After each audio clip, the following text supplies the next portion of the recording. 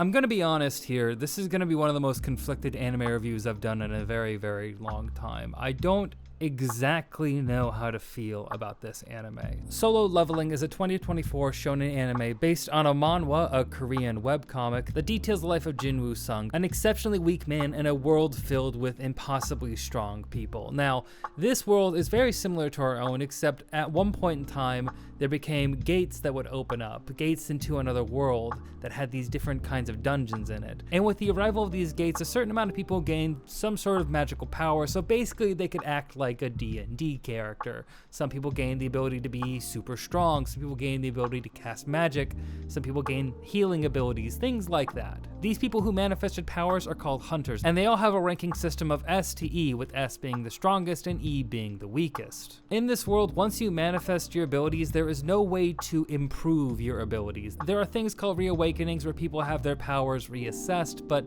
that's very, very, very rare. Most people just have to deal with the lot they have in life or the powers that they have in life. And Jinwoo Sung, while he is a hunter, he is the weakest hunter around. He is an E rank hunter who's barely stronger than a normal person. He basically is just a normal person with a shitty knife trying to fight magical creatures, and he's not very good at it, frequently ending up in the hospital against low-level creatures. That is until one day when he's helping to clear out a dungeon, and at the end of the dungeon, there's a secret second dungeon, which against his party's better judgment, they all decide to go explore, finding themselves in a giant cathedral-looking room with a bunch of huge statues around it, and the door to that room suddenly closing. This room is basically a trial, with most of his fellow party members instantly dying, and a few of them, escaping, leaving Jinwoo Sung to face these horrible creatures who are far stronger than him all alone. And on the brink of death, a screen appears in front of him asking him to accept a quest or immediately die, which of course he accepts, and wakes up in a hospital a few days later completely healed, but with the screen still appearing in front of him telling him about a daily quest he needs to do. It doesn't take Jinwoo that long to figure out that he's been granted a special ability that allows him to level up,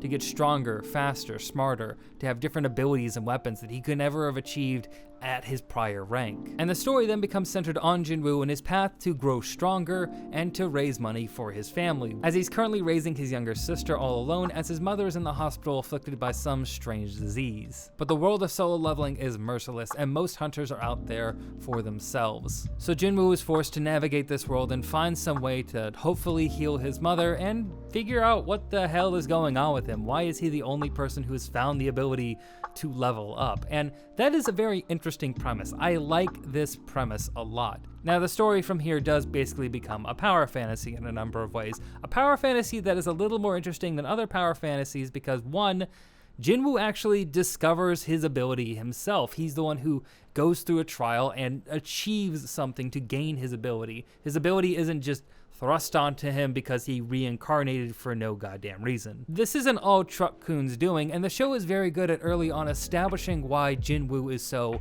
aware of his surroundings and thinks so much about the things around him, because he's an E rank. He is the weakest hunter around, so he's had to always be vigilant because everything is a danger to him whenever he's working as a hunter and going into dungeons. That is using his weaknesses, using his flaws as a way to show his strengths, and I love that. That characterization's really, really strong. But from there's a number of things that draw me back from this series. One of the big things being around episode 5, Jinwoo goes from being this scrawny, weak, shaggy-haired, E-rank loser to being a Giga Chad, like to be having shorter hair, stylish looks, being totally ripped and just amazing at everything, just suddenly like that. And that's a mistake in my hand. I think that's a huge mistake.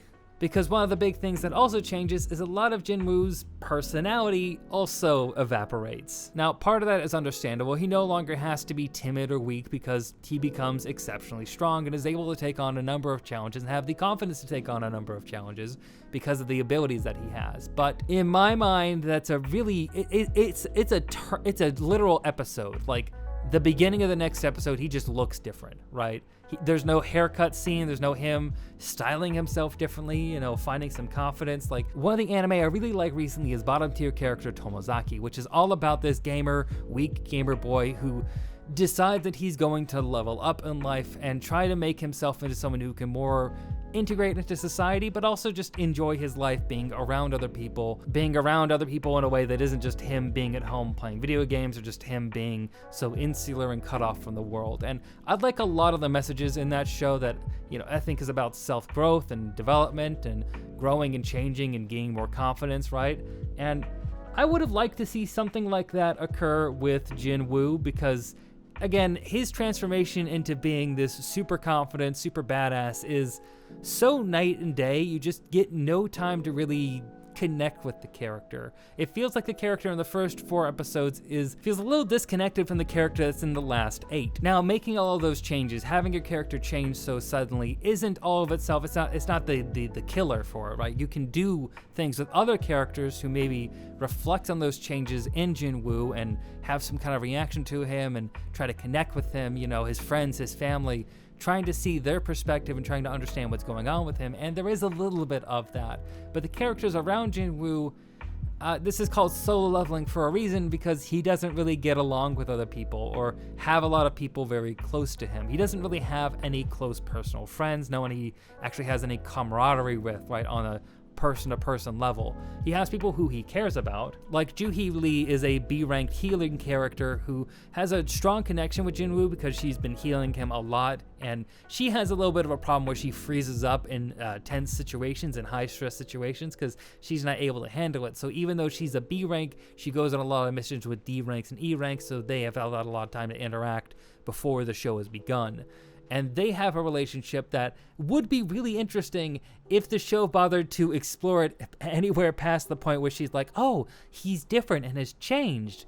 Oh, he doesn't want me to know about what's happening. Okay, well, I'm just gonna leave now. And that's basically it. Like, there are so many other characters you can have interesting relationships or interesting connections with Jinwoo to kind of contrast his more cold, stoic nature, and I just didn't get that to a satisfying degree. They try, but it just doesn't really work.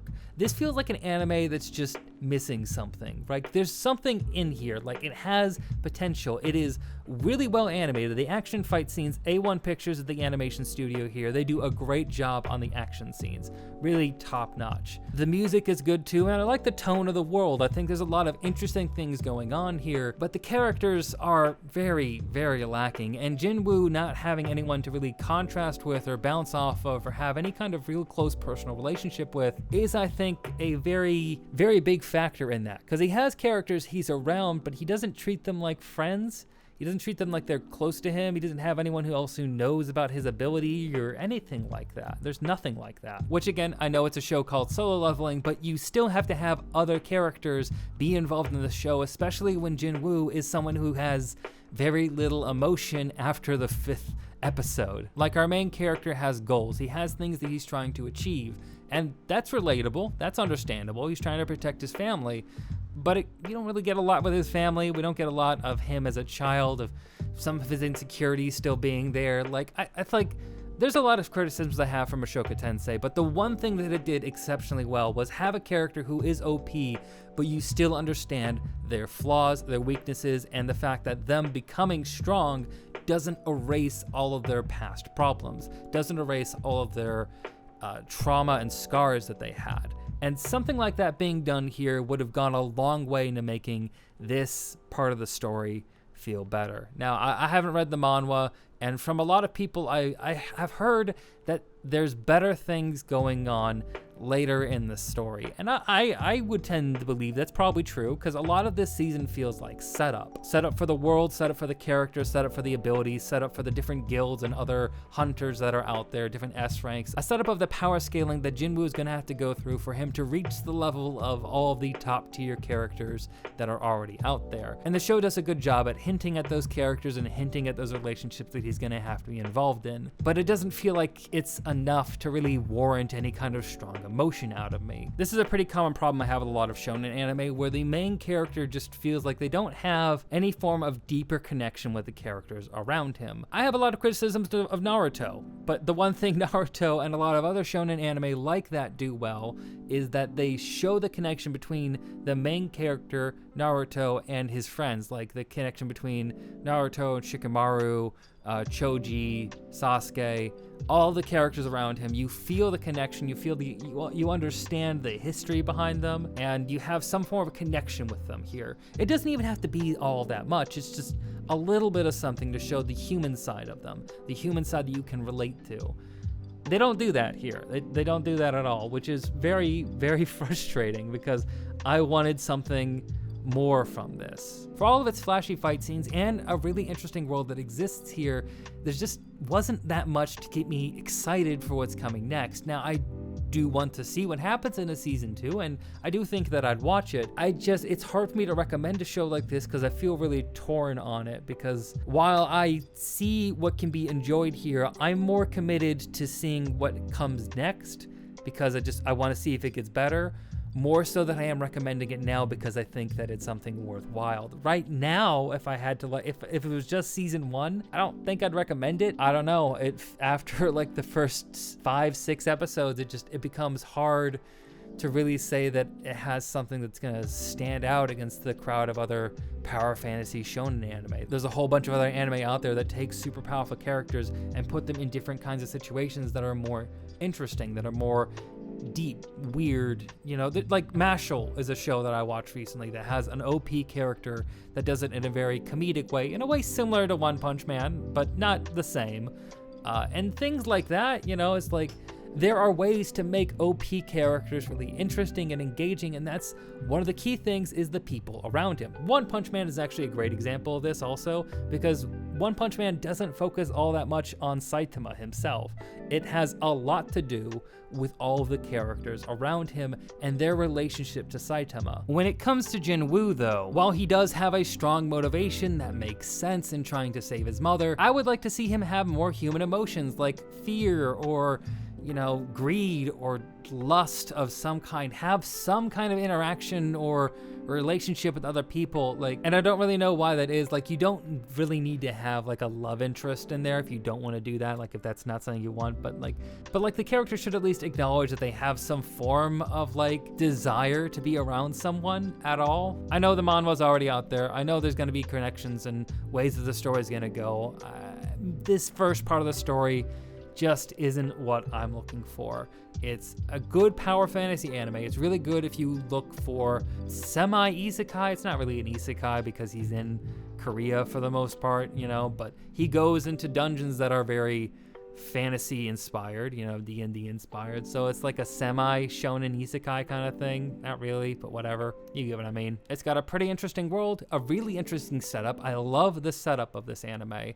It's got characters who have potential that just hasn't really ever been explored, and it has incredible animation. So it's one of those shows that I think if you're just looking for action, if you're just looking for a power fantasy and you don't really care about character development, then go right ahead. But there are other anime out there that I think do things better. It was a good anime to pass the time this season. I'll probably watch season 2, but it's hard for me to really recommend this to anybody. So that's my thoughts on Solo Leveling. I hope you enjoyed this video. If you like this video, be sure to like it. Be sure to comment on your own thoughts on Solo Leveling if you read the manhwa. Maybe tell me if it does get better, if this was the part that's just set up. I don't know. Thank you very much for watching this video. I hope you have a great day, a great night, or whatever it is you're having, and stay rad.